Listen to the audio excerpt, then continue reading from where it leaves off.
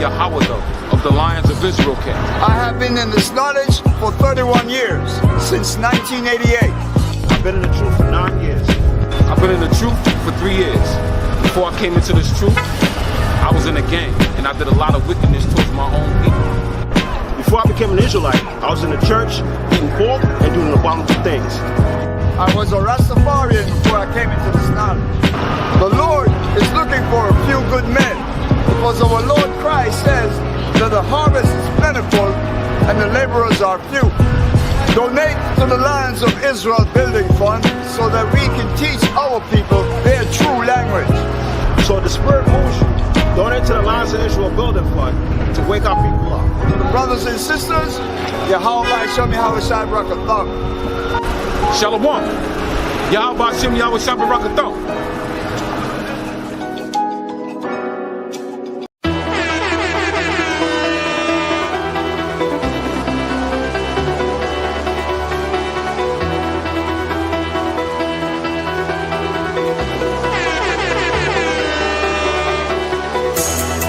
And I beheld heaven open, and behold a white horse. And he that sat upon him was called Faithful and True, and in righteousness he doth judge and make war.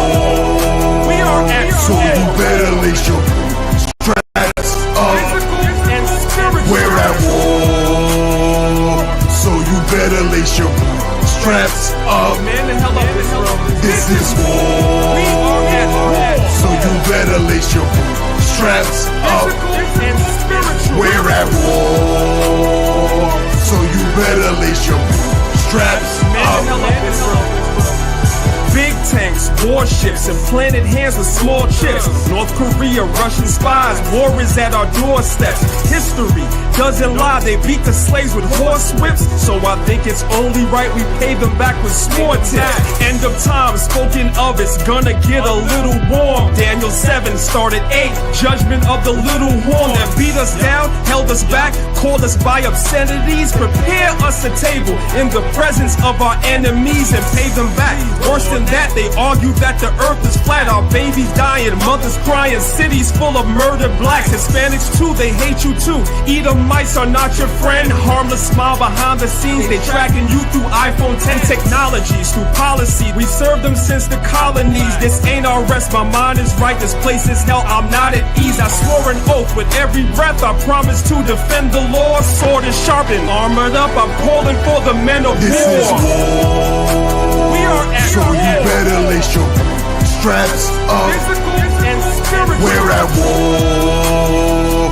So you better lace your straps up. Man the hell up this room. This is war. We are at war. So you better lace your straps up. Physical and spiritual. We're at war. So you better lace your straps Man the hell up. up this room. I wanna praise you, Yahweh. I wanna thank you, Yahweh. I'm so grateful, Yahweh. I wanna thank you, Yahweh. For the promise of life is a blessing, and life is a lesson. Life is a setback, and life is progression. Life is uneasy at times, life is comfortable. Life will lift you up, and at times, life will humble you. Life is a gift, you better thank the Lord for it. Every chance you get, someone is less fortunate. Life goes in circles, life throws you curveballs. Life can be deceiving like preachers in the church halls. Life isn't promised. If I could be honest, the fact that I'm alive, that time has me astonished. Cause I came from the underground, being tossed around, being lost and found. Now they adore the sound of the priest, far from a nuance. Verses are proverbs, written's are the new psalms. Another song for the blocks and the avenues. Everything is plain, I don't speak to them in I wanna parables. praise you, Yahweh. I wanna praise you. I wanna thank you, Yahweh.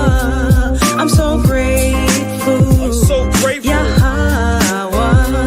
I wanna thank you, Yahweh. For the power I see the world through different eyes. Every Sunday got the preacher telling different lies, hearing things that I really couldn't visualize. Should've listened, Big said you'd be hypnotized. I was a victim too, I say respectfully. They all up in the soup, don't know the recipe. Talking about I'm not who I was bred to be. Count me out, man, who made you the referee? Trying to get stripes, trying to cloud chase. At 19, I made an about face. Thanks to Christ, it's also about grace. And they lied when they said it ain't about race. But that's another song, I ain't the first to tell ya. Woke up on a deeper and a surface level. Learned the laws and the laws changed my attitude. And this song is to show you how a gratitude. I'm so grateful. I wanna praise you, Yahweh. I wanna thank you, Yahweh. I'm so grateful, Yahweh. I wanna thank you, Yahweh. Now let it ride. I wanna praise you. I wanna thank you.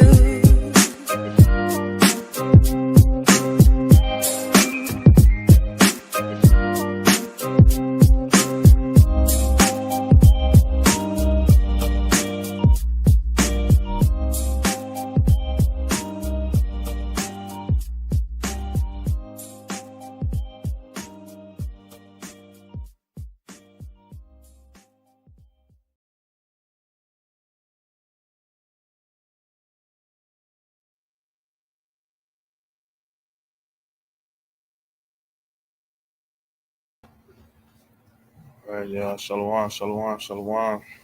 Shah Shabbat. We back at it again. Early in the morning, man. The water for brothers and sisters tuning in. Before we get started, Maccabeestv, you got anything you want to add? Nah, just Shalom, Shabbat Shalom, family. Good to be here again, and brother, ready for you to bring it out, brother. Okay. All praise to the Most High. All right, so, as y'all see the name of the title, right? And it's titled that way for a reason, because it's been a lot of speculation,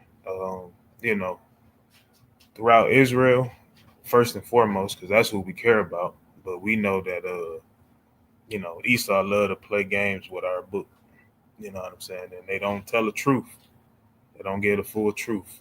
Actually, they don't give damn near no truth. Right? So the reason why I titled it this is because when you read into the scriptures that talk about the Leviathan, right, it looks as if it's some kind of mythical sea creature. You know what I'm saying? Not sure who all believes that and who all knows exactly where I'm going to go into it with it or not. But I'm bringing this out for edification purposes. This is not to, argue back and forth. Oh, well, no, this sea creature actually exists. No, it don't. Yes, it do. It's not for that, right? It's to literally provide more insight, and this was definitely one of the first lessons I actually have even put together. And, it was just sitting there as I'm sitting there reading, Spirit just came over me to kind of just dig more into it and just see exactly what it is that this creature actually exists. And if it did, why doesn't it exist anymore? You know what I'm saying? That's the mindset that I had going into it, right? So first and foremost, let's start out with the book of Psalms 111 and verse 10. Right, because we got to understand, when you keeping commandments, right, the Most High will reveal certain things to you, right? So go ahead, bring that up. All right, this is the book of Psalms, chapter 111 and verse 10. The fear of the Lord is the beginning of wisdom. A good understanding have all they that do his commandments. His praise endureth forever. So it's a good understanding, have all they that keep the commandments of the Most High. He will show you certain things that he may not show to others, right? Everybody don't have the same gift. Everybody don't have the same knowledge per se. Some have more knowledge, some have less knowledge, right? It's not about how much knowledge you have, but it's about you keeping the commandments, right? We understand that he revealed certain things to Esdras that he expounded on that he didn't expound on with Daniel.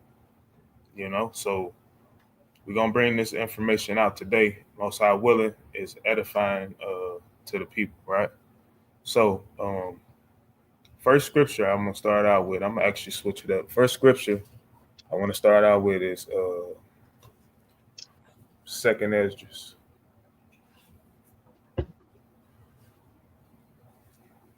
Second Esdras chapter 6 and verse start at verse 47. This is the book of Second Ezra, chapter 6 and verse 47.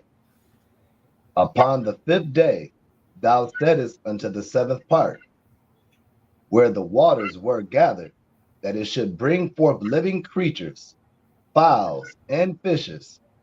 And so it came to pass. For the dumb water and without life brought forth living things at the commandment of God, that all people might praise thy wondrous works. All right, so we understand the creation story. So let's get this, and we're gonna read this. Let's get that creation story in Genesis, because we want to do some text comparison here. All right, because it's gonna, when you read it, you're gonna find out it's gonna be some things that's not necessarily that's mentioned in Esdras, that's not necessarily mentioned in the book of Genesis. Right, so book of Genesis chapter 1 and start at verse 8. No, not 18. Start at verse 20. This is the book of Genesis chapter 1 and verse 18. 20, verse 20. Verse 20. And Yahweh said, let the waters bring forth abundantly the moving creature that have life, and fowl that may fly above the earth in the open firmament of heaven. All right, so yeah, you can start right there. So we see in verse 48 in Second Esdras, it says, for the dumb water without life brought forth living things at the commandment of God, that all people might praise thy wondrous works. All right, so we see that this lines up so far, right? So now read verse 21. Verse 21. And Yahweh created great whales, and every living creature that moveth, which the waters brought forth abundantly after their kind, and every winged fowl after his kind, and Yahweh saw that it was good. All right, so we see that, even gray whales, things like that, every winged fowl, all of these things was brought forth. Right, we see that this is lining up so far, right? We see that the water brought these things forth. Now let's go back to Second Esdras and read verse 49. This is the book of Second Esdras, chapter 6 and verse 49. Then didst thou ordain 2 living creatures, the one thou callest Enoch, and the other Leviathan. We got controversy, right? It don't, like, we understand when Enoch was born, when we go through the lineage of Adam. We understand that Enoch wasn't born at this time. So, hey, what is this talking about? Is this literal what Esdras is describing? Or is this something that's figurative, right? Is he trying to say something here? Right? We're gonna find out throughout this lesson, right? But keep reading. Verse 50. And didst separate the one from the other, for the 7th part, namely, where the water was gathered together, might not hold them both. Verse 51. Unto Enoch thou gavest 1 part, which was dried up the 3rd day, that he should dwell in the same part, wherein are 1,000 hills. All right, so when we see that the earth was dried up literally on the 3rd day when we read in the book of Genesis. But where do we see Enoch? Right? We don't see Enoch, right? But just think about it. We understand that Enoch represents righteousness, right? So keep that in the back of your minds, right? Keep going. Verse 52. But unto Leviathan thou gavest the 7th part, namely, the moist and haste kept him to be devoured, of whom thou wilt and when. All right, so but we're gonna focus on Leviathan, right? It says to kept him to be devoured of whom and when, right? This is metaphorical speaking here, right? And we're gonna show that. So from there, let's grab the book of Psalms.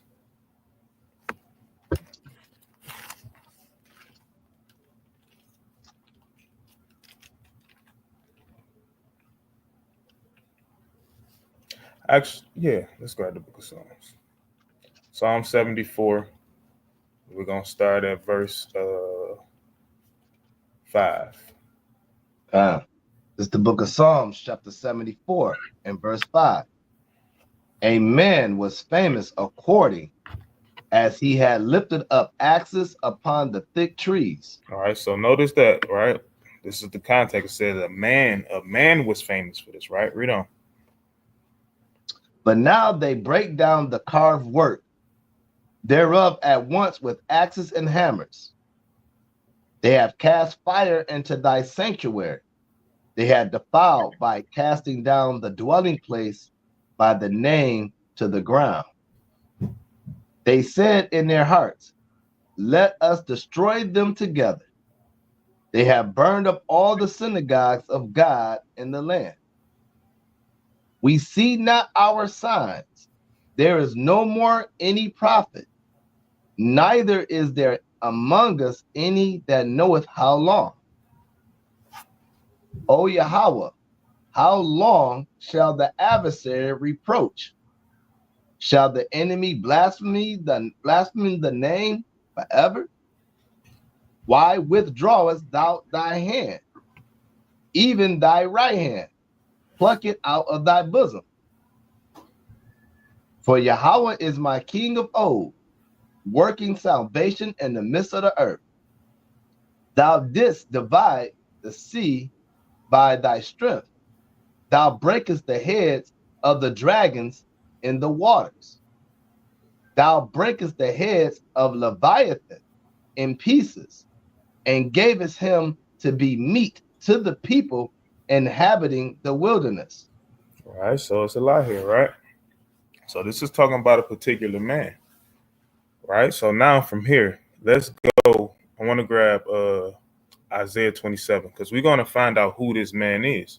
We got to find out who this man is that's receiving this judgment, right? It's a man that's going to receive this judgment for doing what? For literally going into our sanctuary, you know what I'm saying, burning up our sanctuary, doing all sorts of abomination, slaying pigs, throwing pigs' blood on all of our silver and our gold, our and everything that the priests used to sacrifice with. They made it abomination by slaying pigs and throwing the pig's blood on all of it, right? Defiling everything that we have. We're gonna see who this man is, right? So let's go to 27. 27 start at verse 1. This is the book of Isaiah, chapter 27, and verse 1. In that day, the Lord was sore and great and strong sword shall punish Leviathan, the piercing serpent, even Leviathan, the crooked serpent, and he shall slay the dragon that is in the sea. In that day, sing ye unto her, a vineyard of red wine. I, the Lord, do keep it. I will water it every moment, lest any hurt it. I will keep it night and day. All right, Salaki. So you can stop right there. So from there, it's going to be a little bit of reading before we get to expounding. So from there, let's go to Isaiah 37, and let's read verse 28. It's the book of Isaiah, chapter 37, and verse 28. But I now thy abode, and thy going out, and thy coming in, and thy rage against me, because thy rage against me and thy tumult is come up into my ears. Therefore will I put my hook in thy nose, and my bridle in thy lips, and I will turn thee back by the way by which thou camest. All right, hold that right there. So we're gonna come back to that particular verse as well. Right. So we're gonna see these is all judgments that's the Most High getting ready to cast on this particular person, on this particular man, in this instant in which we're talking about, right? So let's go back to chapter 14 in Isaiah. Right, back to chapter 14, and let's go 1 through 4. It's the book of Isaiah, chapter 14, starting at verse 1. For the Lord will have mercy on Jacob, and will yet choose Israel, and set them in their own land. And the strangers shall be joined with them, and they shall cleave to the house of Jacob. And the people shall take them, and bring them to their place. And the house of Israel shall possess them in the land of the Lord for servants and handmaids. And they shall take them captives, whose captives they were, and they shall rule over their oppressors. And it shall come to pass in the day that the Lord shall give thee rest from thy sorrow, and from thy fear, and from the hard bondage wherein thou wast made to serve. Verse 4, that thou shalt take up this proverb against the king of Babylon, and say, the king of Babylon, Go ahead. and say, how hath the oppressor seized, the golden city seized. Right. So this is things that's going to happen to the king of Babylon, right, during this time. Now you may say, oh, wow. So you're saying that the king of Babylon is literally the Leviathan. Well, guess what? It's not just the king of Babylon that would be the Leviathan, right? Meaning what? Let me show you how they depict this dragon, and you're gonna see something here. All right, you're gonna see something here in this depiction of what this dragon, quote unquote, is supposedly looks like. And even when you see this, and what y'all seen it in the thumbnail, if you actually seen it before you click the link, right? So I share my screen.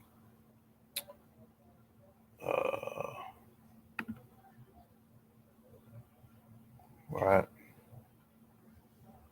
So I'm gonna go to images.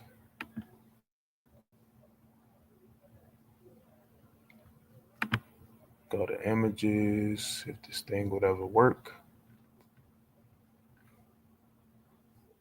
All right, now we see all of these different images, right? We see this image here of a dragon, being defeated by what looks like supposed to be the Most High or Yahweh Shai, laying in the midst of the waters, right? See one here that literally looks like some kind of blue-eyed dragon, right? Which would make sense in the sense of today's stand form, right? Because we know who has blue eyes on this planet Earth, but we see a bunch of them, but one that stands out, right?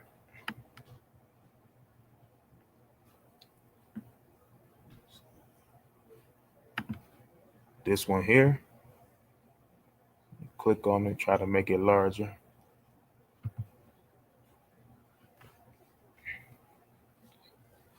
All right, this one stands out here. And while I'm waiting for this to pop up, Maccabeestv, can you grab Psalm 74 again? And read, I think it's verse 14. This is the book of Psalms, chapter 74, and verse 14. Thou breakest the heads of Leviathan in pieces, and gavest him to be meat to the people inhabiting the wilderness. All right, so the key thing we're focusing on is breakest the heads. So we know that those other images, they don't have multiple heads. It's just one single-headed dragon, right?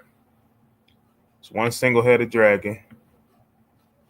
But in Psalms 74, it says that thou breakest the heads, right? So it means what? This thing has multiple heads. right? So what does this remind you of, right? Let's grab Revelation.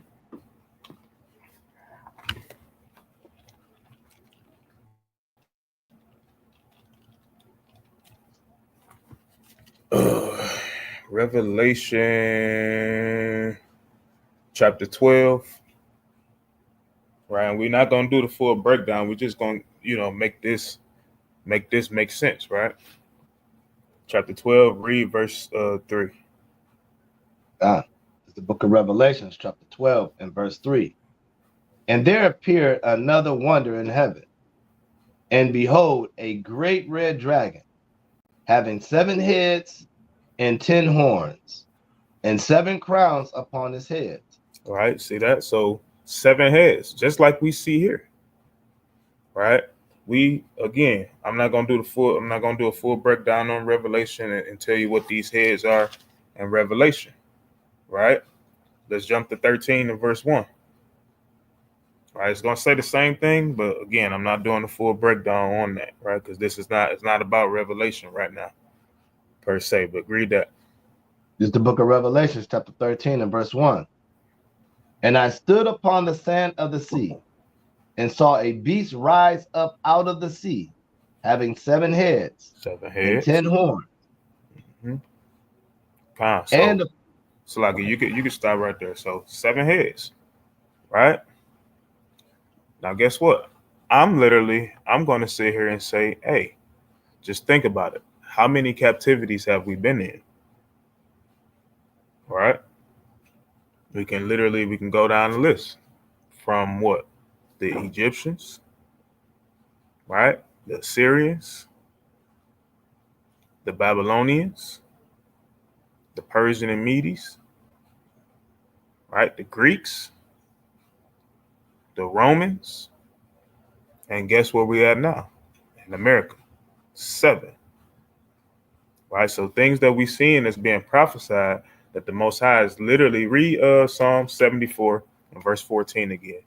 The 7 heads of the Leviathan, right? Go ahead. It's the book of Psalms, chapter 74, verse 14. Thou breakest the heads of Leviathan in pieces, and gavest him to be meat to the people inhabiting the wilderness. All right, so who were the people inhabiting the wilderness? He's breaking these heads. Do anybody think that this thing right here is lawful to eat? Right? I would say no. And I damn sure would want to eat it, right? But he gave us it to be meat to the people inhabiting the wilderness, meaning what? That's why I had the brother read Isaiah 14, starting at verse 1, right? When we're literally going to rule over our oppressors. Everybody that oppressed us and have a hand in our slavery, we're going to rule over them. That's how they're going to be meat given unto us, right? I did a symbol search, right? And this is what popped up when I did that on the Leviathan. Right, this is the AI overview, right? It says in the Hebrew Bible, the Leviathan is a symbol of Babylon, a powerful enemy. Right? It says the Leviathan is a sea monster that appears in the books of Isaiah and Job and in the Psalms. Right? Scroll down.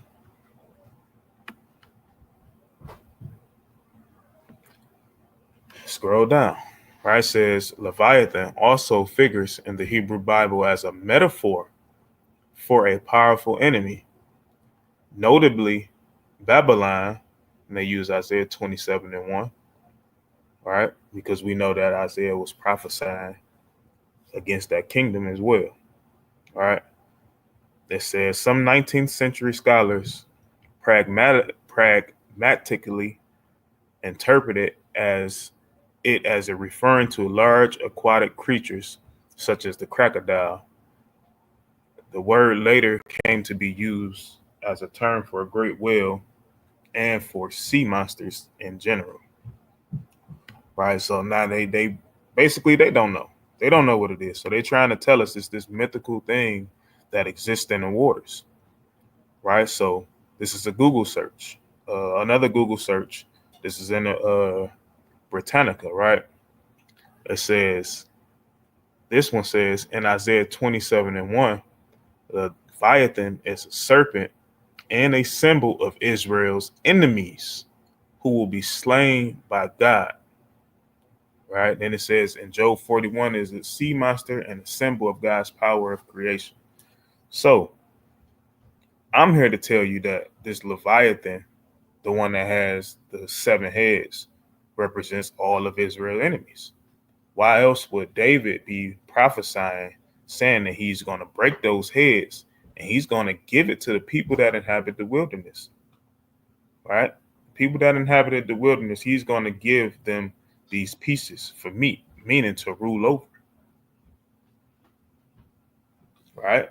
Let's grab let me get back to the screen here. Let me see here. Did I have something else here? No, that wasn't nothing. Okay. Get back to the screen.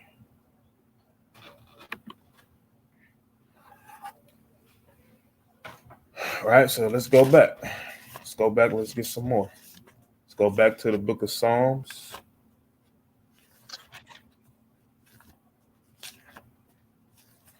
Psalms chapter 104. And we're going to start at verse 24. This is the book of Psalms, chapter 104, and verse 24. And it says, O Lord, how manifold are thy works! In wisdom hast thou made them all. The earth is full of thy riches. Right, and wisdom has made everything, right? The living creatures, the people, the trees, the birds, the waters, everything, right? Go ahead. So is the great and wide sea, wherein are things creeping, innumerable, both small and great beasts. There go the ships. There is that Leviathan, whom thou hast made to play therein. These wait all upon thee, that thou mayest give them their meat in due season. All right, who are these that wait? Right, it's the children of Israel. Right, read. That thou givest them, they gather. Thou openest thine hand. They are filled with good. Thou hidest thy face. They are troubled. Thou takest away their breath. They die and return to their dust. Thou sendest forth thy spirit. They are created, and thou renewest the face of the earth. All right, so the Most High is in control of everything here, right? He's the one that rises up. He's the one that kills, right? He's the one that make these great beasts. He's the one that make the smaller beasts, right? He's the one that put all of these metaphors in here for who? For the children of Israel to read and discern what is it that's actually being said, right? Is this Leviathan some great beast, right? I'm not here to say that it never existed, right? But what I am here to say is that we have to discern what the Most High is actually saying to us through the prophets, right? He's literally telling the prophets, hey,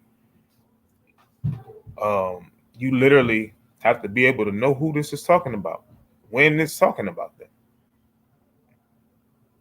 right? You got something you want to add? Nah, I'm rocking. Okay, come.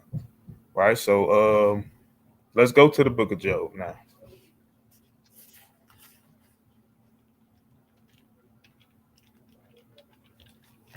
Oh, I'm going the wrong way.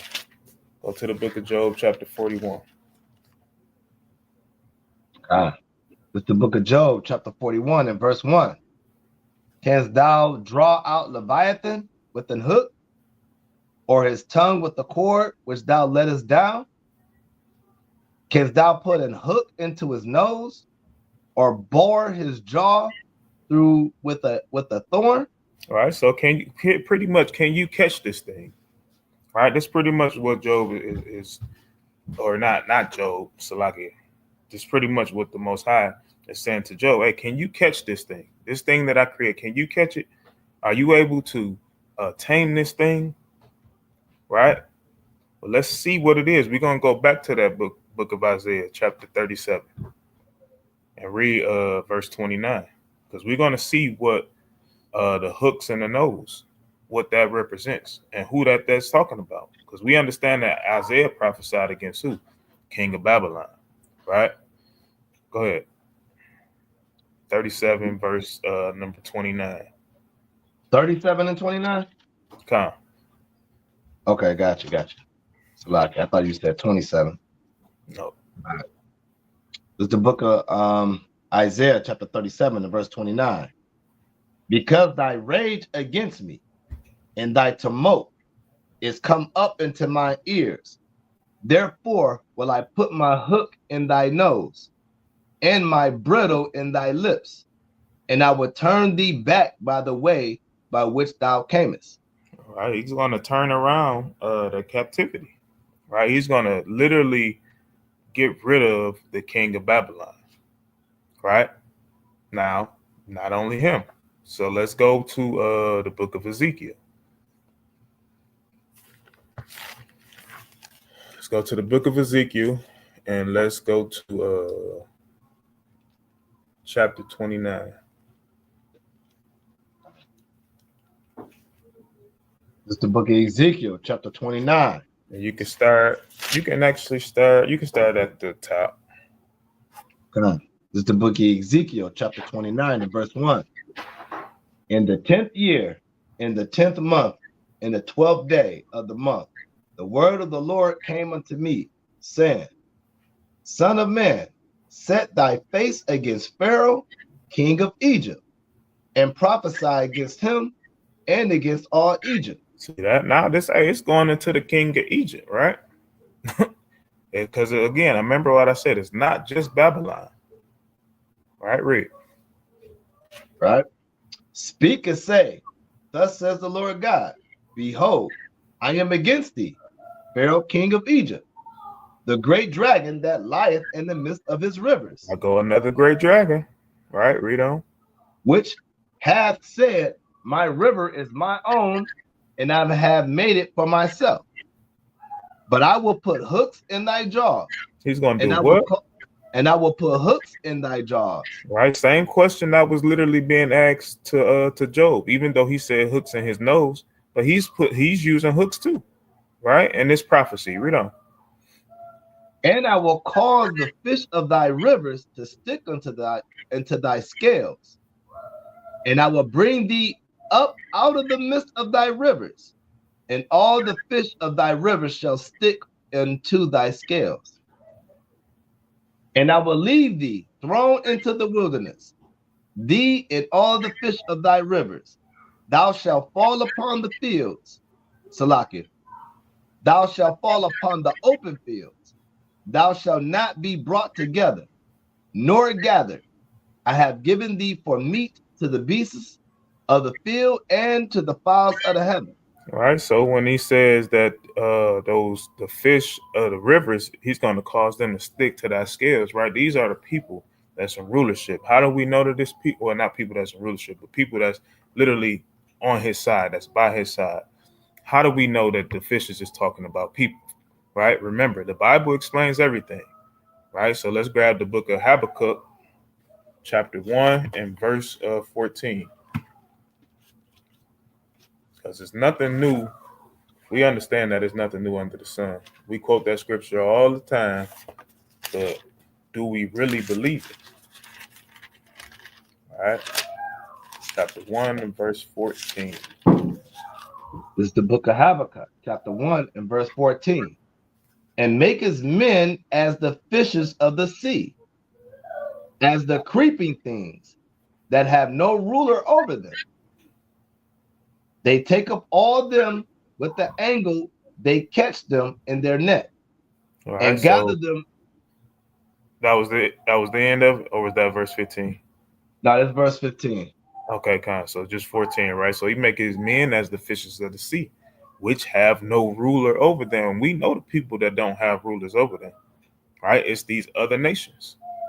All right, these other nations, they have no ruler over them at all. They don't have a God. Well, they have gods, but their gods can't do nothing. There's been plenty times over and over where we read throughout this Bible where the Most High said, hey, you get your gods and can bring them up to me. Let's see. Let's see is who is able to save. Is it the Most High God or is it the fish god that they call Dagon? Right? Is it Vishnu? Right? Is it give me some other ones. You know what I'm saying? You got Val. Khan. You know what I'm saying? That's the main villain right there. You know what I'm saying? You got all of these different guys that was created, you know, that was different idols, and the children of Israel even worship some of them. Right? So you got all of these things, but we understand that the Most High don't deal with these other nations. And these other gods are not real. They can't do nothing. They can't hurt you. They can't do anything to you or for you. Right? So why should we worship them? Right? We shouldn't.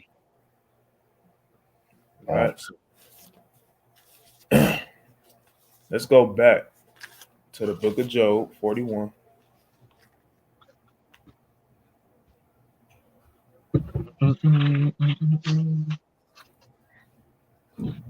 And let's read verse number 3. This is the book of Job, chapter 41 and verse 3. Will he make many supplications unto thee? Will he speak soft words unto thee? See that? Go ahead. Will he make a covenant with thee? Will thou take him for a servant forever? All right, so these questions are being asked. Hey, will he speak soft words? Will he make a covenant with you? Right? And this is talking about the Leviathan. Will the Leviathan make a covenant with you? So you mean to tell me if it is a creature, right, that's out there, but we're talking about in this particular context, right? If you draw this thing out, can you make a covenant with this dragon? Right? You know, me personally, I don't think he's talking to a dragon. You know what I'm saying? He wouldn't even attempt to talk to a dragon, not Job. Right? But let's see who speak these soft words, right? Let's go to the book of Psalms, chapter 55. You can start at the top. This is the book of Psalms, chapter 55, and starting at verse 1. Give ear to my prayer, O Yahweh, and hide not thyself from my supplication. And Shalakia, jump down to verse 20. Verse 20. He hath put forth his hand against such as be at peace with him. He hath broken his covenant. The words of his mouth were smoother than butter, but war was in his heart. His words were softer than oil, yet were they drawn swords.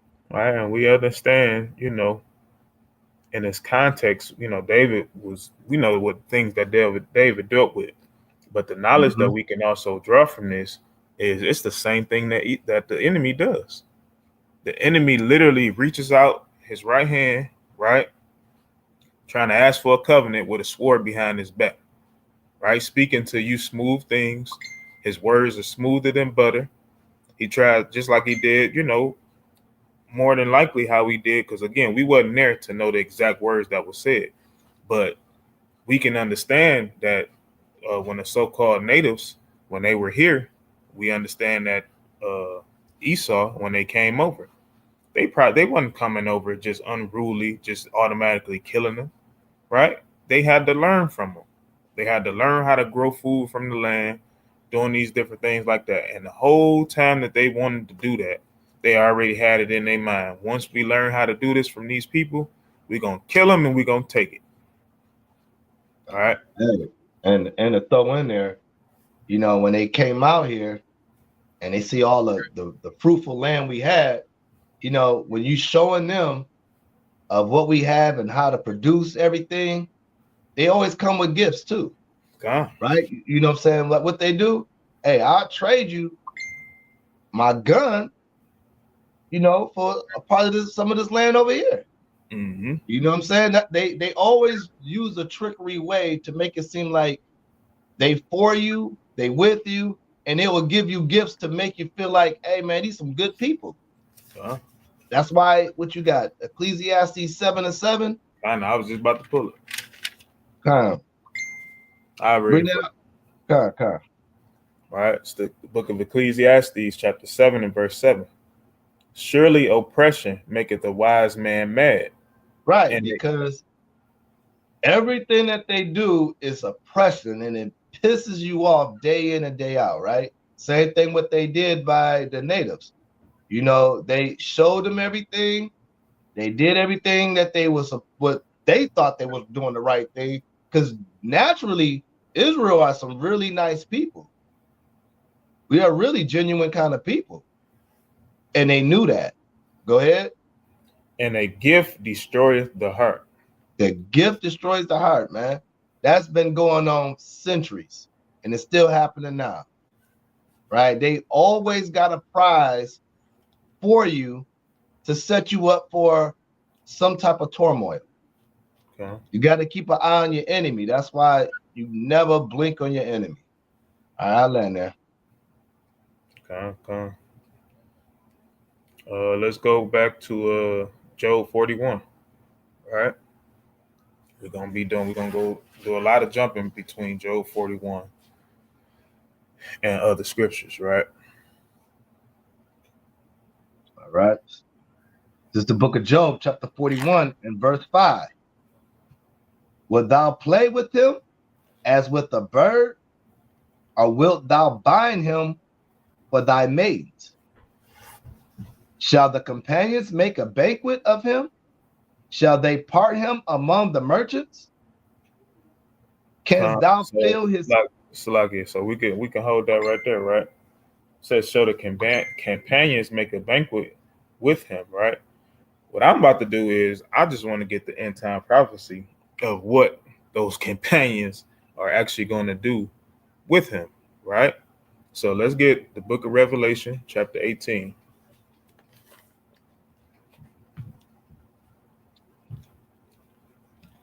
Right, this is end time prophecy of what they're going to do. We're going to see if this is a banquet or not, right? Start at verse 11.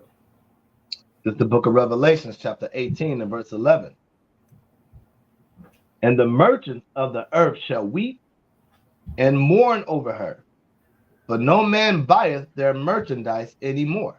All right, so this is what the merchants are going to do, right? Go ahead. The merchandise of gold and silver and precious stones, and of pearls and fine linen, and purple and silk and scarlet, and all thine wood, Diane wood, and all manner vessels of ivory, and all manner vessels of most precious wood, and of brass and iron and marble, and cinnamon and odors, and ointments and frankincense, and wine and oil, and fine flour and wheat, and beasts, and sheep, and horses, and chariots, and slaves, and souls of men. And souls of men and slaves, right? The children of Israel, right? Let's jump down, just get the judgment, verse 17. Verse 17, for in 1 hour so great riches is come to naught, and every shipmaster and all the company in ships and sailors, and as many as trade by sea, stood afar off, and cried what? No, you could drop it right there, right? We understand that what's going to happen, right? We understand what's going to happen with these merchants, right? Are they going to make a banquet of him? Hey, the answer is no, right? They're not going to make a banquet of him, of the enemy. Right, what's going to happen is he's going to be destroyed, and this place is going underwater. Right, it's going to be a habitation of all kind of owls and ravens and all of these birds. They're going to have food for centuries. Right, they're going to have food for centuries. So that's what's going to happen. Right, so let's flip back to Job 41 and go, and you can keep going. This is the book of Job, chapter 41 and verse 7. Canst thou fill his skin with barbed irons, or his head with fish spears? Lay thy hand upon him. Remember the battle, do no more. Behold, the hope of him is in vain. Shall not one be cast down, even at the sight of him? None is so fierce that dare stir him up. Who then is able to stand before me? Right. So it's just saying nobody that's on the planet of this earth is fierce enough to stand before him. Even in our the knowledge that we've gained so far, right? We're not we might probably have the spirit to stand against the America's army and government and things of that nature, but we damn sure don't have the power, the I won't even say the manpower, but we don't have the weapons that they have. You know what I'm saying? We don't have the resources that they have, anything like that. If we tried to go against America today, we'll be wiped out. Right? We'll be wiped out. Number one, because it ain't time for us to do it no way. You know what I'm saying? And the Lord is not literally, he's fighting for us, but it's not to where we think. It's not to the point where we're able to literally go to war. All right? How do we know that? Let's grab Jeremiah 16. Right? Everything is explained here. Jeremiah 16, start at verse 16. This is the book of Jeremiah, chapter 16 and verse 16. Behold, I will send for many fishers, says the Lord, and they shall fish them. All right, which is what we're doing now when we go out and hold camp, things of that nature. Go ahead. And after will I send for many hunters, and they shall hunt them from every mountain and from every hill and out of the holes of the rocks. So this is when the Lord is going, that's when we're going to go out and fight physically. Right? We're literally going to be hunting, people, right? Hunting these other nations, hunting the wicked of our people, right? Because even if the wicked of our people don't want to repent or change in those last days, what do you think is going to happen to them? Right? The Lord is going to put them to death through the hands of his people, which that's the way it's always been. When we found adulterers inside of our nation, what do? We bring them to the forefront. They had a trial. They was found guilty. The person that first seen it, they cast the first stone. Right? They literally put them to death. So it ain't going to be no different when the Most High returns. Right? It's not going to be no different. So let's flip back. All right, let's flip back to Job chapter 41. Just the book of Job, chapter 41, starting at verse 10. 11. You can read 10 again. That's cool. Okay, verse 10. None is so fierce that dare to stir him up. Who then is able to stand before me? Who have prevented me that I should repay him? Whatsoever is under the whole heaven is mine. I will not conceal his parts, nor his power, nor his comely proportion. Who can discover the face of his garment? Or who can come to him with his double bridle? Right. It's just talking about his protection, his armies. Right. Who's going to be able to do these things? Right. Let's grab the book of Ezekiel, chapter 21 and verse 21. Right. Just so we can show literally that it's literally talking about these armies. Right. Who can discover the face of his garment? Who can come to him with his double bridle, meaning his protection? When you look up that bridle, it's something that we literally used to wear, that armor that we used to have on, right? And it's saying that he has double bridle, right? Now, again, we understand that the Most High literally makes amazing things, amazing creations, and I'm going to reiterate throughout the rest of this lesson that, hey, maybe this thing does exist, right? But hey, I'm just bringing out what the Most High showed me to bring out. Mostly, again, hopefully it's edifying, y'all. So read verse 21. That's the book of Ezekiel, chapter 21 and verse 21. But the king of Babylon stood at the parting of the way, at the head of two ways, to use divination. To use divination, right? He's trying to confuse, right? Go ahead. He made his arrows bright. He consulted with images. He looked and delivered. At his right hand was the divination for Jerusalem. For who? For Jerusalem. Go ahead. To appoint captains, to open the mouth in the slaughter, to lift up the voice with shouting, to appoint battering rams against the gates, to cast them out and to build a fort. And it shall come to and it shall be unto them as a false divination in their sight, to them that have sworn oaths. But he will call to remembrance the iniquity, that they may be taken. Verse 24. Therefore, thus says the Lord Yahweh, because you have made your iniquity to be remembered, in that your transgressions are discovered, so that in all your doings your sins do appear. Because I say that ye are come to remembrance, ye shall be taken with the hand.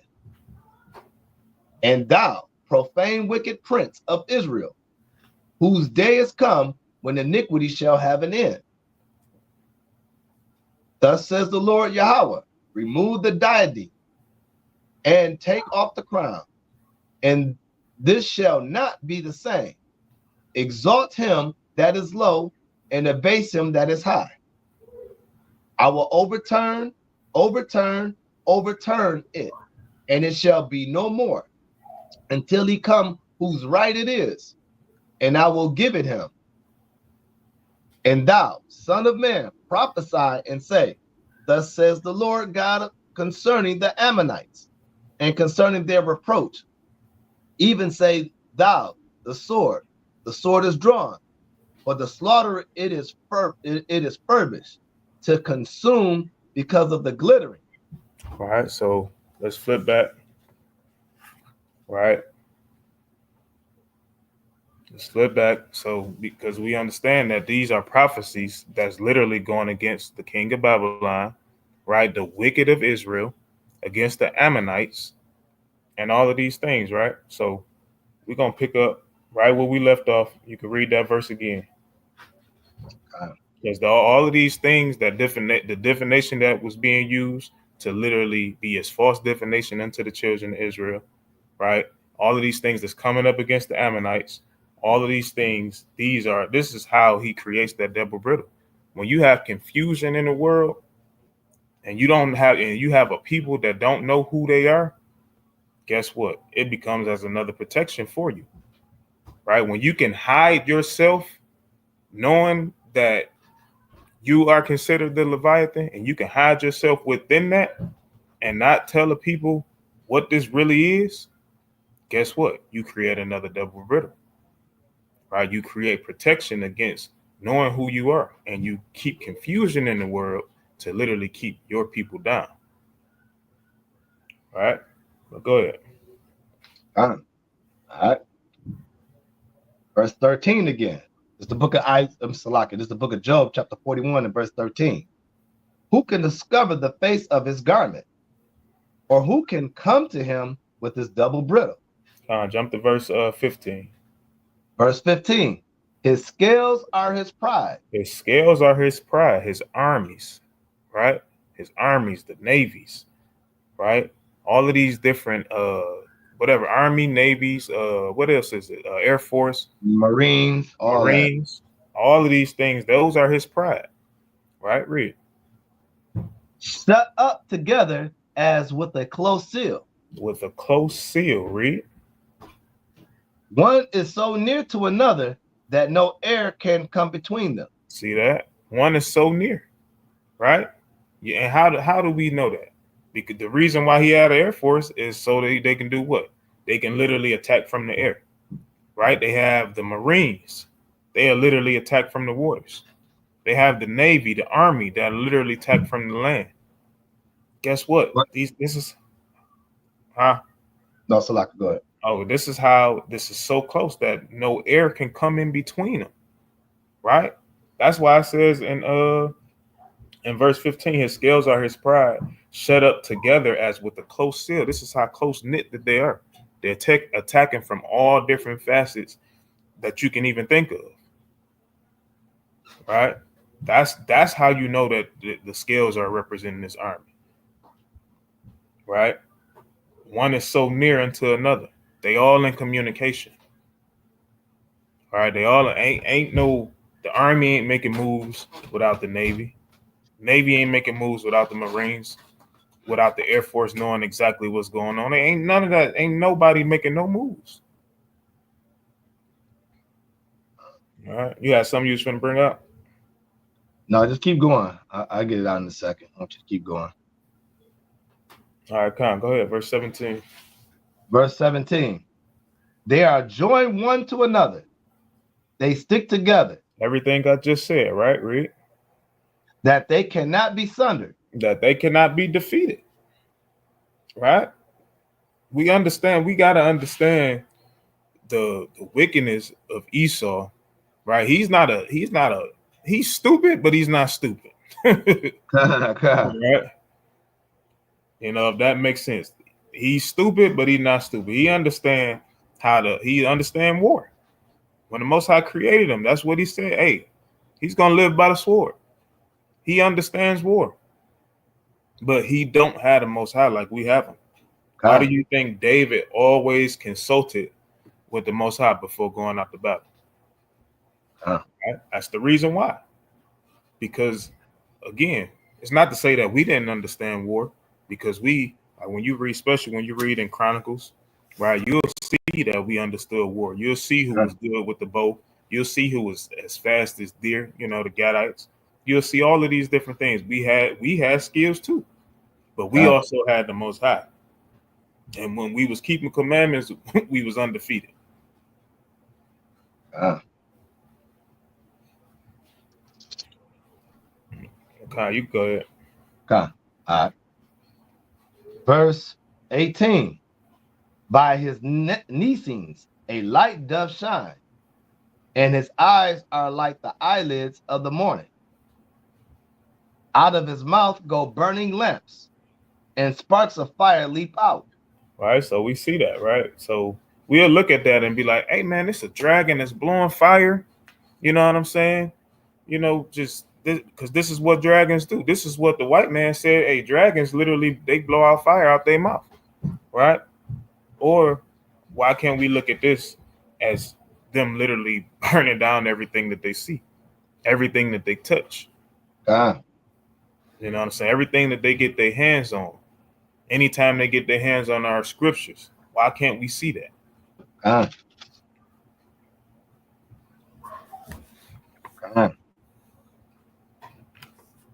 Let's go. Yeah. All right. Verse 20. Out of his nostrils goeth smoke, as out of a seething pot or a cauldron. His breath kindleth coals, and a flame goeth out of his mouth. In his neck remaineth strength, and sorrow is turned into joy before him. Right? Because they're happy when they destroy. Right? They're happy when they destroy, when they literally are able to keep the children of Israel down. You know what I'm saying? Now it done got so bad to the point where they don't even care about them damn selves. If you ain't on their level, they'll destroy you too, even if you they people. Right?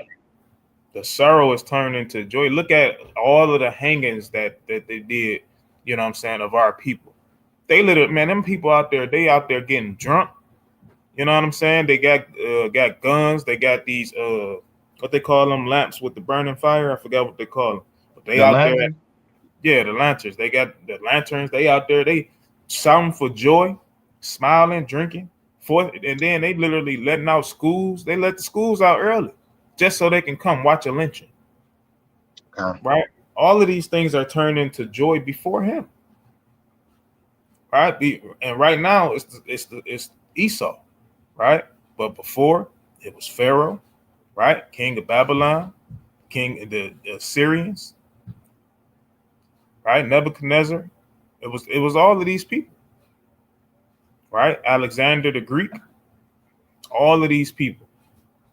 This is who really makes up the Leviathan. And again, not saying that this creature don't exist, but this who makes that up. Right? When we read in certain contexts throughout the Bible. Hey, no, keep going. I got one more. I'm wait till you finish it out. No, we can go ahead. Oh, okay, kind of. So, Yeah, we can go ahead. no, just go. Trust me, because it's on topic, but not on the same topic. So I don't want to knock it off topic. Let's keep going. All right, Con. Go ahead. All right, bet. Verse 21. 23. Okay, 20. Slakia. Yep. Verse 23. The flakes of his flesh are joined together. They are firm in themselves. They cannot be moved.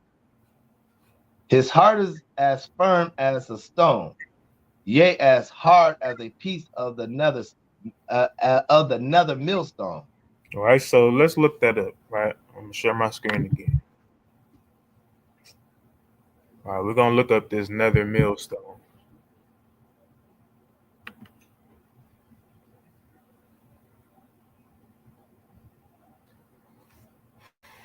Look up this nether millstone. And I'm gonna actually type in how hard, right, is it?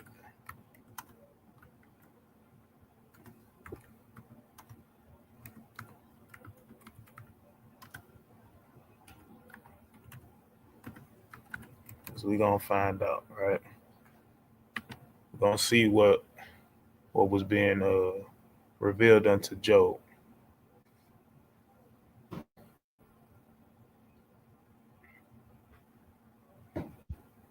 All right, AI overview says another millstone is considered extremely hard, essentially representing the idea of something unyielding and difficult to break, as the phrase originates from the Bible, where it describes a heart as hard as a piece of the nether millstone, referring to the lower heavy stone in a traditional hand mill, which is known for its solid, resistant nature.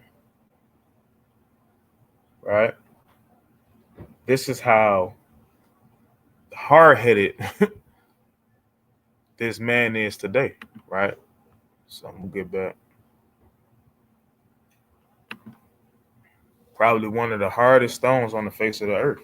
And this is what is comparing this Salaki, this man's mind to.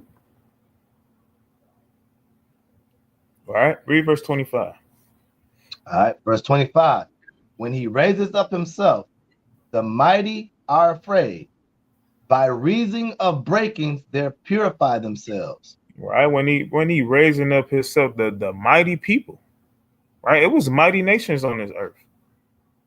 And all of them, even right now, right? Even right now, Russia is considered a mighty nation when we talking about war, right? Do you think they're going to attack America by themselves? Absolutely not. They know that they'll be destroyed. But guess what? This is how you know that over time, this is literally talking about everybody that's been in rulership. Everybody had this heart of the nether millstone, right? It may not have described it like that, but when we think back to Pharaoh, the Most High hardened his heart. You know what I'm saying? When you go to all of the different kings throughout all of the different captivities, they all had hardened hearts. Every last one of them. Okay. All right, go ahead. All right. Verse 26. The sword of him that layeth at him cannot hold. The spear, the dart, nor the habergeon.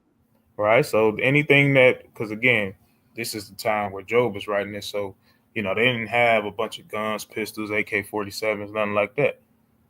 All right. So it's saying that you can't pierce his skin. You can't get through him. You can't defeat him. None of these things can hold him. Right. Go ahead. God. And you know, like it's saying about the Habergeon, those are nothing but like protection armor, right? Because Con, it's like that metal. Hey, pull it up on the screen real quick, like the con. Habergeon. You know, so people can understand what that is. Because you see a lot of times in like swords of a war movie, like with horses and swords and all that, you'll see the kind of armor they have. It's a protector. It's like a body shield.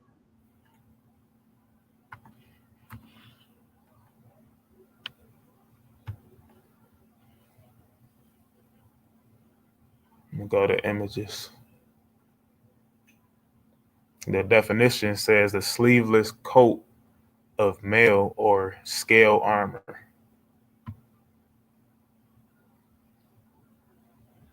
And that's also how you know when it also mentioned his scales. So how you know is also talking about armor and protection, right? God. Right, exactly. So all those portraits right there, you see like the scales like of animal, like the scales of a crocodile, right? Those are like the scales of protection where you could try to jab a sword in there, it protects them, right? That's what it does, it's a protection. You know what I'm saying? So that's what that's talking about, because what the army do, they're fully protected. Americans' army is fully protected by a lot of things, by their nukes, by their tanks and all that, etc. But this is why you know that the Most High, no matter what they have, no matter how much protection they have, they can't destroy the Most High. Yep. You know what I'm saying? The Most High created them to be that way, to show them that, hey, these are the people that's unstoppable in your eyes. But let me show you what I can do. I'm going to show you how I'm going to make it look real easy. Because just like when you go to Isaiah 14 and 12, when it talks about how Lucifer and all that, etc., thou have fallen, you have weakened the nations, you just like us, right? That's going to be a shocking thing to the whole United States and all the whole world. Like, wow, America's fell. The white man is now just like us now. They're weak, right? So this is their last rulership in this earth. They're supposed to show their dominant force through army, through their technology, through all these things. They're dominant in everything. But when Yahweh return, and when Yahweh Shai come and get his people, and we fully wake up the 144, the 1/3, it's a wrap. I'm in there. And then I just wanted to point this out, y'all. And under here, we see what this is. We understand that this is what the priests wore, right? And the reason why I wanted to point it out is because this is our protection. Right? This is a symbol of our protection when the priests made the things that was told for them to make. They wore it, right? They wore it in the temples. Guess what? Head covering, as the priests had to when they was going into the temples to do the sacrifices. They had to wear head coverings. You know what I'm saying? So this is us keeping the law. Is basically what I'm saying. This is our protection. You know, this stuff over here. This stuff, put some fire to this stuff, and put enough heat to it. Watch this stuff melt. You know what I'm saying? They try to or burn them out of their suit. They're gonna jump out of that thing. Yeah, most definitely. It's because it's definitely gonna burn them. They try to have all of these things so that verse 28. Verse 28. The arrow cannot make him flee. See, that bow and arrow. This can't make him flee because he's protected. That thing is gonna bounce right off of him. You know what I'm saying? This is why they wear it on like their shoulders. You know what I'm saying? They can't have it directly on their neck because it makes it hard for them to move. But unless you like a skilled shooter, this is right here on the neck part. All right. Let me actually blow this up. Try to blow this up. Hey, the Habergeon is no different from the bulletproof vest that the police officers in them wear. Just new modern day protection. Let me blow this thing up some more. Because you got to be a perfect shot in order for an arrow to pierce, because it's only going to pierce literally in one spot, right? This thing is taking all day. All right, I'll drop it. But y'all seen, everybody, I'm sure y'all seen it right here, right? Right here on this neck part. And this is real thick cloth that they got in between, you know, the neck and the helmet.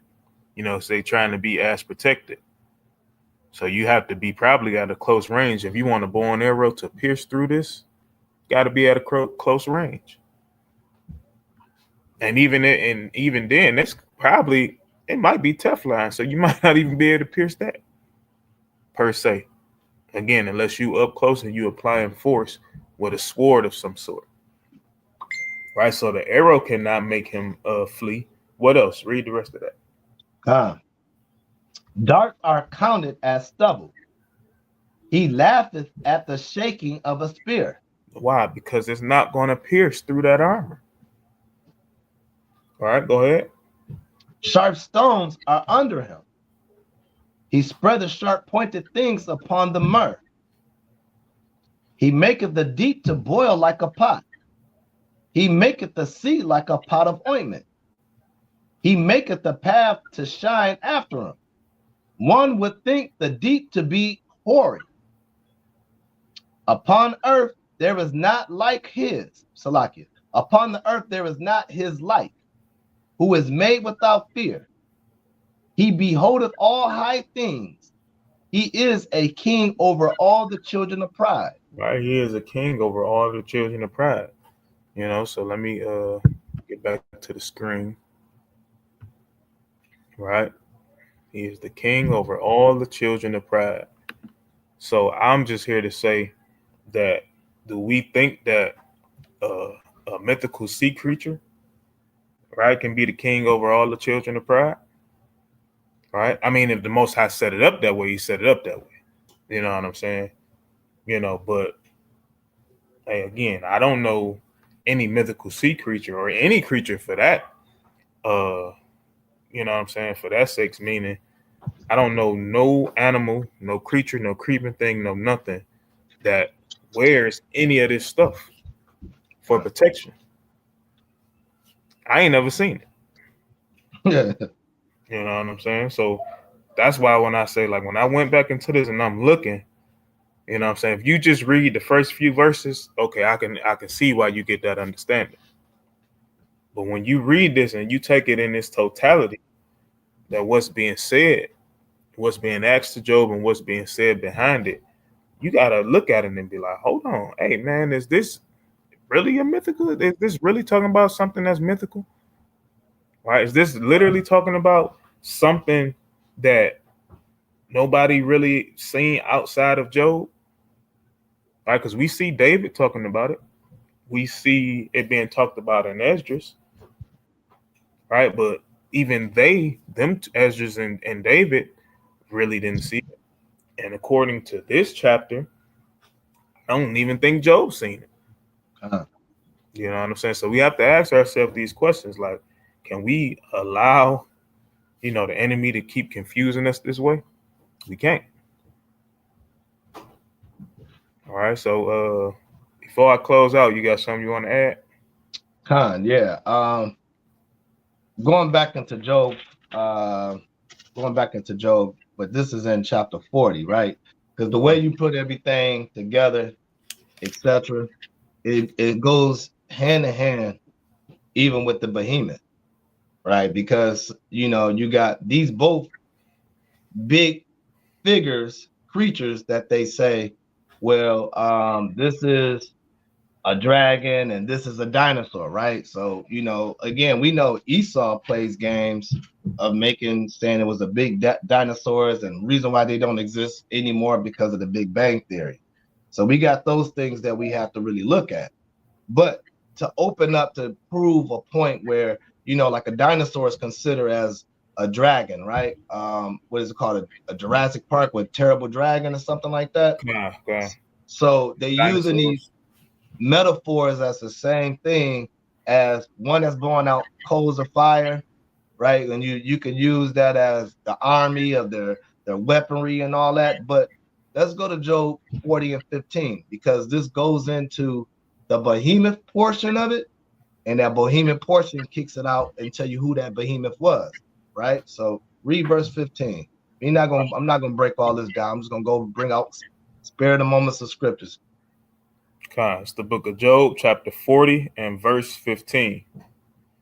Behold, now behemoth, which I made with thee, he eateth grass as an ox.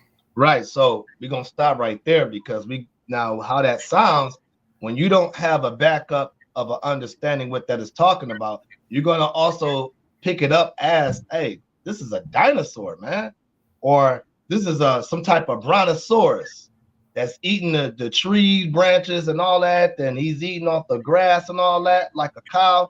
But we're gonna find out who that is. Give me Daniel chapter 4 and verse, I think it might be verse 32 or 33.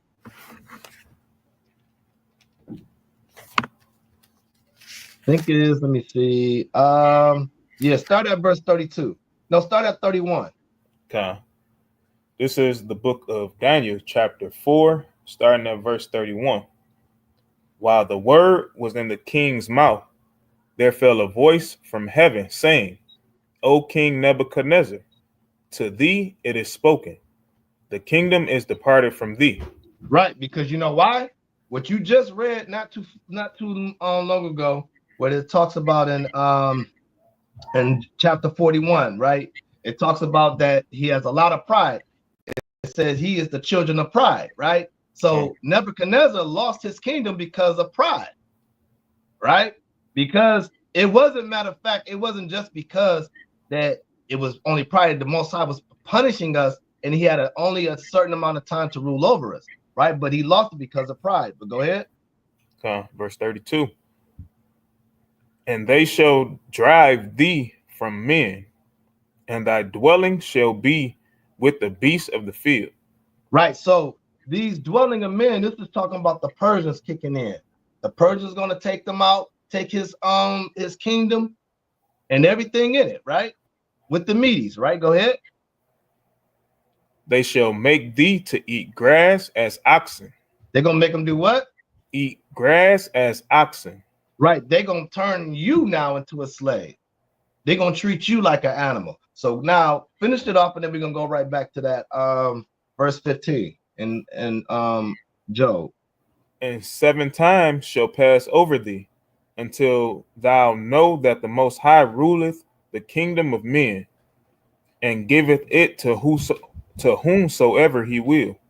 Right. So no matter what you do, and no matter what you choose, it's all power. It's all in the power of the Most High God. God is allowing these nations to be fierce, like we spoke earlier. God has allowed them to rule this earth. He's allowing them to show their power, their so-called power, to make them feel like the dominant force. But when the time comes, when Yahweh returns, it's going to look real simple when he knock them off. Right now, just go back to 15 again in Job, because this is talking about Nebuchadnezzar. This is not a dinosaur. This is talking about Nebuchadnezzar. This is talking about Babylon. All right. It's the book of Job, chapter 40, verse 15. Behold now behemoth, which I made with thee. He eateth grass as an ox. Keep going. Okay. Lo, now his strength is in his loins, and his force is in the navel of his belly. Right. All this power is coming from God. God, this is when we were off following the other gods. God had to go ahead and separate us and put us in the land of Nebuchadnezzar. And the thing was, God was still giving us peace out there. All we had to do, all we just had to do was follow instructions from him, because of the fact that we were doing the things wrong when according to the split. Okay. When the southern kingdom started falling off, he had to bring that Nebuchadnezzar to humble us down. And we've been in captivity ever since then. Right? So these are all God's power. Go ahead. Verse 17. Verse 17, he moveth his tail like a cedar, and the sinews of his stones are wrapped together. Right, because he got everybody wrapped up in captivity. Like that tail, you even go back to what we like in Revelations, right? What would you think about Revelations 12 when you talk about Herod? He took 12, took the 12 stars, right? Took a third of the stars with him, and with the tail he dragged. Grab that real quick, because these are nothing but all kingdoms. Say nothing but all kingdoms. Skip. All right, it's the book of Revelation, chapter 12, verse 4. And his tail drew the third part of the stars of heaven. The third part of the stars of the heaven is talking about Israel. He took the third stars of the heaven, right? Go ahead. And did cast them to the earth. And the dragon stood before the woman, which was ready to be delivered, for to devour her child as soon as it was born. Right, now let's just talk about Yahushua when he was about to be born, right? We ain't got to go no more in that, but I'm going to leave it right there. I'm only trying to go to a deep breakdown because this was about the Leviathan. But this just shows you the characteristics of these animals, these dragons and dinosaurs figures. These are none but talk about kingdoms. These are not talking about none but the men that's ruling in those things. That's all. So it's history repeating itself, right? So other than that, I'll land there. All right, so let's go to close it out. Let's go to the book of Sirach, chapter 1, and start at the top.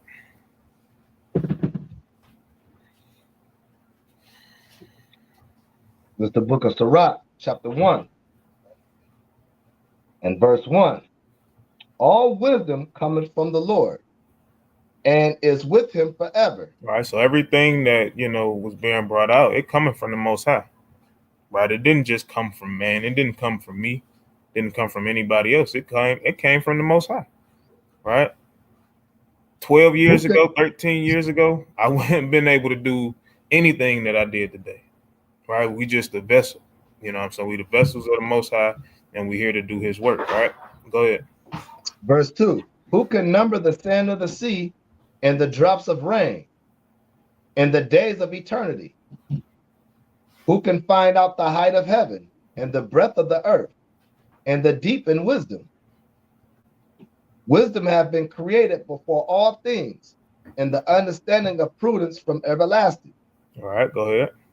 The word of God Most High is the fountain of wisdom. Is the fountain of wisdom. The word, every word that's written in this Bible, the Apocrypha included, right, is literally the fountain of wisdom of the Most High, right? Read on.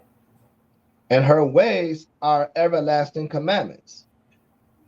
To whom have the root of wisdom been revealed? Right. To whom has it been revealed to, right? We understand that certain things have been revealed to certain men inside the Bible, and then fast forward to today's time. Certain things been revealed. This is why certain people can only teach certain things. Everybody can teach Daniel, give a breakdown of Daniel chapter 7. Right? Everybody can't teach that. Right? You can listen, you can learn. Just because you listen and you can learn something, it don't mean you can teach it. Just because you might know the breakdown front to back, don't mean you'll be able to teach it, right? Just because you know it. Right? Because everything is of the Most High. He gives unto men, and men gives unto men, women, and children. Right? Read on. To whom have the root of wisdom been revealed, or who have known her wise counsels? Unto whom have the knowledge of wisdom been made manifest, and who have understood her great experience? Read. There is one wise and greatly to be feared. There's one wise, right? Go ahead. Who is that? The Lord sitting upon his throne. Right, and we're gonna end with that, right? That's the one wise man. All right, the one wise spirit, man, however you want to look at it, right? That sitteth upon his throne. Right? He's the one that gets all the credit. This is, why Yahushua, when he was asked of the Pharisees, how do we get the kingdom of heaven? Right? They said, good master. They called him good master. And he literally told them, hey, why are you calling me good? There is none good but one. And that's the God. That's the Most High. So, I'm going to close out with that. You know what I'm saying? You got anything to add? Anything else to add? No, all praise to the Most High God, brother, man. Just, that was a great lesson. Words of wisdom, man. Continue on, allowing the Most High to use you, brother. So, hey, all praise to the Most High God, man. All praise to the Most High. All praise to the Most High God. I hope that was edifying for the people. Any questions? Again, you can always call us. Number is flashing at the bottom. Email at the bottom. Like we always state. You can visit the Lions of Israel website to find out when all the feast days are, things of that nature. We also, again, just like we mentioned last night, Passover is coming up. So, make y'all plans, as soon as possible, because things fill up fast, things go away fast, because unfortunately, we're not the only people that celebrating Passover. You got all of Israel that's celebrating Passover, and then you got the small hats, right, that celebrate Passover. And those small hats are literally, they are the ones buying up all the vans, the big size vans and SUVs and things of that nature. And if you really pay attention and you notice, every year around Passover, all of these things are hard to find, from vans down to Airbnbs, things of that nature, right? So if you're coming out to celebrate with us and you're not in the camp, right, again, you have to RSVP at loigatherings@gmail.com, right? So with that, I say shalom to the 12 tribes.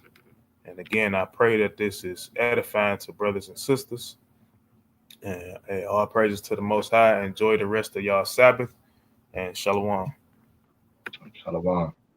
Spacious air, reflecting the way of life under the Florida sky. Even the lobbies funnel in the great outdoors.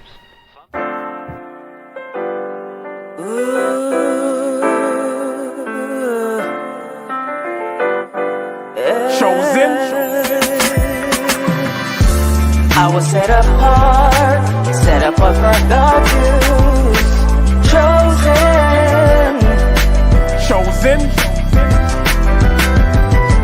I was set apart for God's use. Formed in His image. Chosen.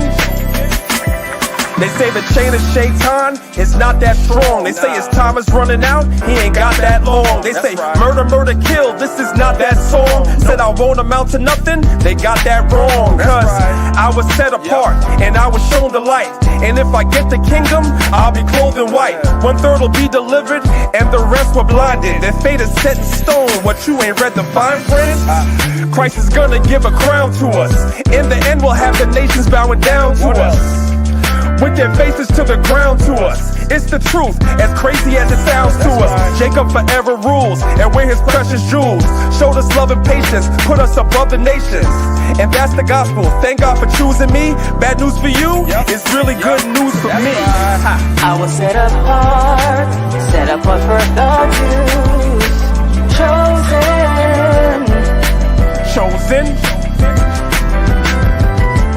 I was set apart for God's use. Formed in His image.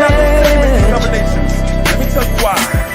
We have a different kind of shine, a different kind of mind. The rhythm's not the same, we're on a different type of time. With a different kind of pace, a different kind of race. The season's not the same, we have a different kind of taste. A different kind of salt, we are so not them. Got my sword and my shield, man, I'm so locked in. And when I came to serve Yahweh, put my whole heart in. So I can't sit calm, I'm no Martin. And that's a reach, y'all, chosen to teach y'all. Every Sabbath you can find us in the streets, y'all. Danyaahla, my nickname is Priest, y'all. In the gym, they say that I'm a beast, y'all. Set apart, the nations all hating me.